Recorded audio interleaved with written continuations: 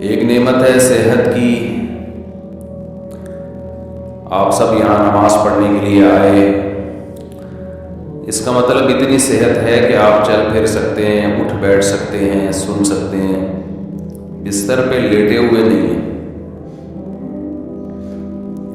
لیکن یہ بات یقین کر لیں کہ بہت جلد ایک ٹائم آنے والا ہے کہ آپ بستر پہ لیٹے ہوئے ہوں گے اور نہ چل سکیں گے نہ پھر سکیں گے.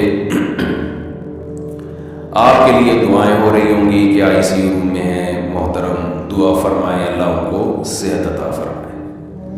یہ میرے اور آپ میں ہر ایک کے لیے یہ ٹائم بولے آنے والا. یہ وہ باتیں ہیں جن پر ہم سوچنے کے لیے تیار نہیں,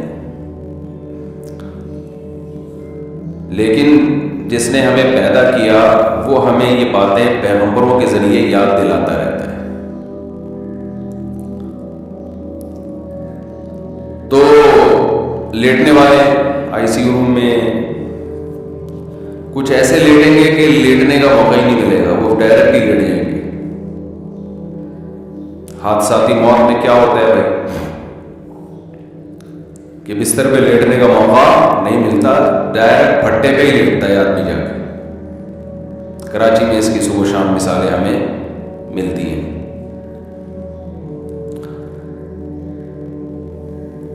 تو اللہ کے نبی صلی اللہ علیہ وسلم ہمیں وہ وقت یاد دلا رہے ہیں کہ یہ جو تم چلتے پھرتے ادھر جا رہے ادھر جا رہے, اس سے باتیں, کاروبار, تعلیم, ایجوکیشن, یہ سب تھوڑے دنوں میں کیا ہونے والا ہے, ختم.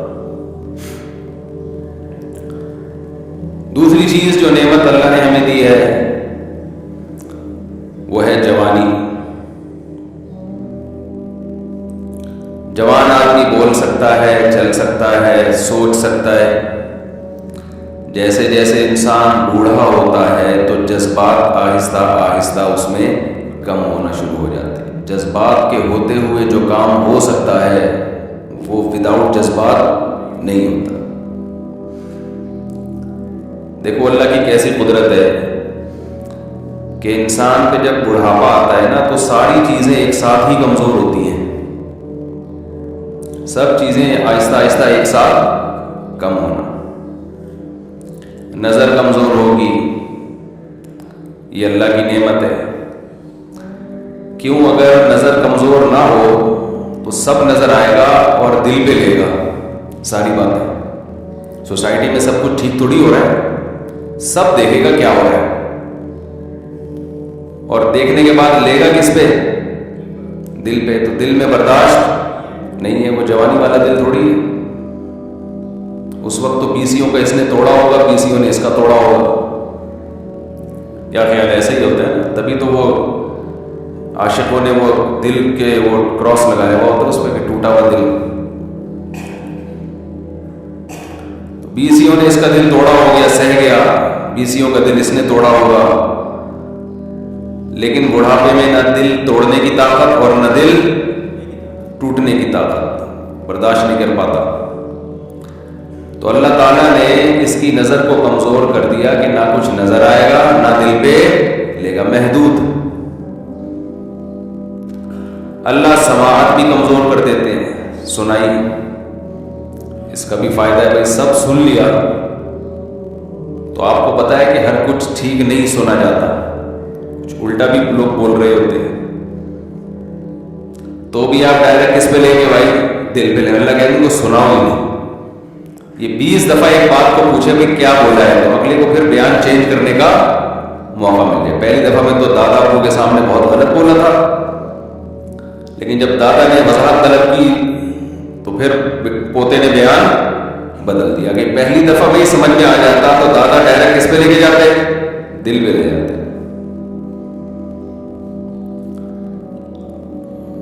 دانت بھی اللہ کمزور کر دیتا ہے. وجہ اس کی ہے کہ اگر ویسے ہی دانت ہوتے نا بڑھاپے میں تو پھر وہی چیزیں کھاتے مرغے, اور پیٹ میں ہضم کرنے کی صلاحیت ہے نہیں. تو اللہ میاں نے کہا دانت بھی کمزور کروں گا تاکہ لیکوڈ چیزیں کھاؤ, دلیا کھاؤ, ڈبل روٹی کو چائے میں ڈبو ڈبو کے کھاؤ. تو رشتے کا انکار ہوا تھا نا اس وجہ سے جوانی میں، وہ بڑھاپے میں وہ اب ڈبو کے کھاؤ. تو ہر چیز آہستہ آہستہ. اس سے میں ایک تھوڑی سی حیا کے خلاف بات ہے، لیکن ہماری سوسائٹی میں اس کو بہت اچھالا جا رہا ہے کہ یہ جو آج کل مردانہ قوت کے نام پہ ٹوکے ڈرامے ہو رہے ہیں نا، جوان آدمی میں کوئی کمزوری نہیں ہوتی. جب ہوتی ہے تو پھر ہر چیز ہی کمزور ہوتی ہے، ایک ساتھ ہی پوری باڈی کمزور ہوتی ہے انسان کی. اس لیے یہ ٹوٹکے ووٹکے اور یہ اٹ پٹانگ چیزیں کھانے کی ضرورت بولو نہیں کہ جی یہ کھا کے پتہ نہیں تو 8 شادیوں کی طاقت پیدا ہو جائے گی، 16 شادیوں کی طاقت. بکواس ہے، سب فضول باتیں. جب تک چل پھر رہے ہو، بول رہے ہو، آنکھیں صحیح ہیں، کان صحیح ہیں، سونگنے کی طاقت صحیح ہے، ہضم کرنے کی طاقت ہے، تو ساری طاقتیں ٹھیک ہیں. جب کمزور ہو گئے تو ایک ساتھ ہی ہو گئے سارے، سب کچھ ساری کمزوریاں ایک ساتھ ہی پیدا ہوتی ہیں. تو جب تک باقی باڈی ٹھیک ہے تو باقی بھی ٹھیک ہے. الگ سے پتہ نہیں کیا ہے کہ لے کے نسخے کھا رہے ہوتے ہیں، دوائیں کھا کے اپنے آپ کا بیڑا گرک کر رہے ہوتے ہیں. اس میں وہم زیادہ ہے لوگوں کو. اور اللہ نے ہر مسلمان میں 4 کی طاقت رکھی ہوئی ہے معذرت کے ساتھ. اس کے لیے وہ بہت زیادہ ایکسٹرا کوئی صحت کی ضرورت نہیں ہے. مرد کو اللہ نے عورت سے زیادہ پاورفل بنایا اس معاملے میں. تو مرد ہی کیا ہے جس میں پاور عورت ہی کے برابر ہو. ایک عورت کے لیے ایک مرد کافی ہے، تو ایک مرد کے لیے بھی ایک عورت کافی ہے. تو دونوں میں کوئی فرق ہوا ہے؟ تو آدمی کس بات کا ہے بھائی؟ باقی کرے نہ کرے وہ آپ کا ہیڈک ہے، وہ میں الگ ٹاپک ہے. وہ تو میں پھر سوسائٹی کی جو ضرورت ہے، معاشرے کی ضرورت ہے، بیوہ طلاق یافتہ، وہ تو میں اس پہ بات کرتا رہتا ہوں. لیکن یہ جو آج کل ہے نا کہ کمزوری، یہ ایسے نہیں ہے جیسے لوگوں نے سمجھ لیا ہے. سب صحت مند ہی ہے. ہاں کوئی خدا نہ خواستہ کوئی شوگر کا مریض ہے، کوئی ایکسٹرا کوئی بیماری ہے اس میں، تو ایک الگ بات ہے. جب تک آپ نارمل ہیں تو سب کچھ نارمل ہے. اس کے لیے حکیموں کے پاس، جو جعلی حکیم ہوتے ہیں نا، ان کے پاس مت جائے گا، وہ بیڑا گرک کر دیں گے. جو پراٹھے ہضم کر رہا ہے نا، روٹی ہضم کر رہا ہے، گوشت ہضم کر رہا ہے، تو اس کا مطلب صحیح ٹھیک ہے. باقی نفسیاتی مسائل ہوتے ہیں لوگوں کے ساتھ، اس کو وہ اب ایک آدمی کو غلط کاریوں کی عادت پڑ جائے.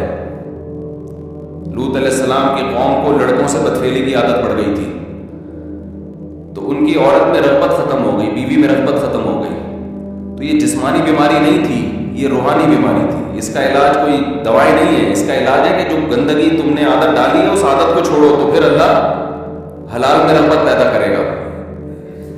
تو جو زانی لوگ ہیں، زنا کرنے والے، بدکاریاں کرنے والے، غیر عورتوں میں دلچسپی لینے والے، ان کی گھریلو لائف بہت خراب ہو جاتی ہے. تو وہ جسمانی بیماری نہیں ہے، وہ مینٹلی ڈسٹرب ہوتے ہیں. ان کو روزانہ کچھ نیا چاہیے. عیاشی ان کی مزاج کا حصہ بن جاتی ہے. جیسے جو روز مرغے کھائے گا تو دال اچھی لگے گی پھر اسے. بیلنس ہے نا، کبھی مرغا کھا لیا، کبھی دال کھا لی.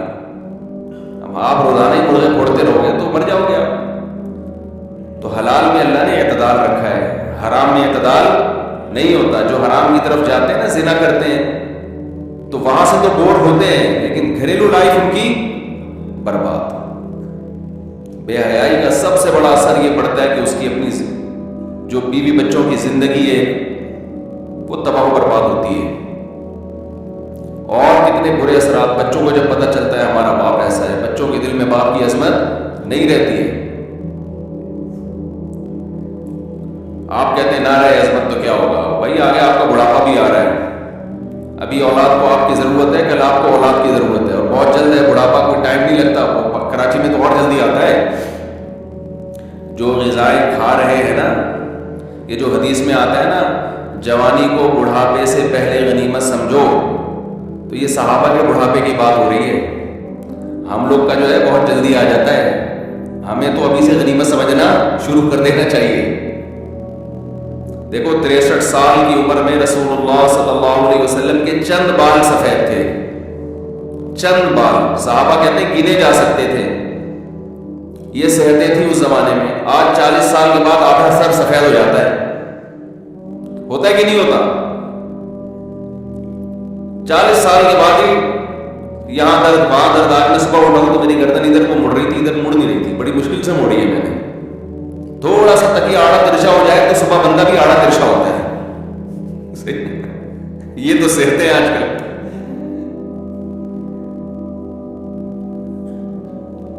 اکثر لوگ صبح اٹھے بھی ہوتے ہیں نا یار ادھر پین ہو رہا ہے, ڈاکٹر کہتے ہیں تکیہ اونچا کر دیا تھا آپ نے. تو پہلے بھی لوگ آڑے ترچھے سوتے تھے, اینٹوں پہ سو جاتے تھے. اب تھوڑی سی آڑے ترچھے ہوئے اور آپ کی باڈی کا فرما کیا ہو گیا, وہ بھی اسی سے اس کو سیٹ کرنے میں الٹی, یعنی اب اس کروٹ پہ سو آپ اسی اسٹائل میں تاکہ بیلنس برابر ہو جائے. تو اس زمانے میں اتنی زبردست صحتیں تھیں لوگوں کی. اس زمانے میں نبی صلی اللہ علیہ وسلم فرما رہے ہیں کہ غنیمت سمجھو, اللہ نے جو جوانی دی ہے بہت جلد بڑھاپا آنے والا ہے. صحابہ میں ہم دیکھتے ہیں 100 سال کی عمریں ہوئی ہیں, 90 سال کی عمریں ہوئی ہیں, اور جو انتقال جن کا ہوا وہ بھی اکثر کا میدان جنگ میں شہید ہو کے ہوا ہے. اکثر میدان جنگ میں شہید ہوئے. تو ہمارا تو بہت قریب ہے بھائی, ابھی بستر پہ لیٹنے کا ٹائم ہمارا زیادہ دور نہیں. ہمارے میں ہم سب سے, میں نہیں آپ بھی, آپ سمجھ رہے شاید اپنے بارے میں مختلف رپورٹ پیش کر رہے ہیں, سب کی رپورٹیں ایسے ہی ہیں. تو یہ اللہ کی نعمت ہے کہ چند دن اللہ نے جوانی کے دے دیے, چل پھر رہے ہیں, 4 شادیوں کی باتیں کر رہے ہیں. کرے نہ کرے باتیں تو کر رہے ہیں نا. بڑھاپے میں تو وہ باتیں بھی زہر لگتی ہیں. کیا بات کر رہے ہیں مفتی مولوی صاحب, کچھ اور نہیں آتا تمہیں؟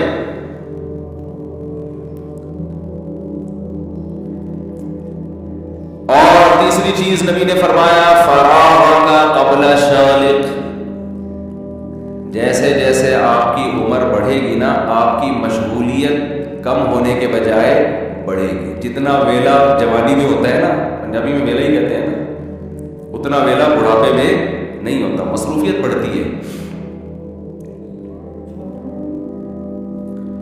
لوگ ہمیں کہتے ہیں پہلے تو آپ بڑے آرام سے مل لیا کرتے تھے, آج کل شارٹ ہی رہتے ہیں مارکیٹ سے. بھائی پہلے مصروفیت کم تھی, اب کیا ہے, پرانے دوست ہیں نا. تو یہ تو انسان کی جیسے جیسے آگے جائے گا مصروفیت اور کام بڑھیں گے. آپ کو بہت سے لوگ نظر آئیں گے, ہاں بیماری میں مصروفیت ختم, وہ تو پھر بیماری کی فکر ہی ایک مصروفیت بن جاتی ہے کہ اس کو ٹھیک کیسے کروں میں. اور آپ نے فرمایا غنا کا قبل فقرک, آج اللہ نے جو مالی وسائل دیے ہیں عین ممکن ہے کل یہ نہ رہیں آپ کے پاس. ہم نے بڑے بڑے مالداروں کو دھڑام سے نیچے آتے دیکھا ہے.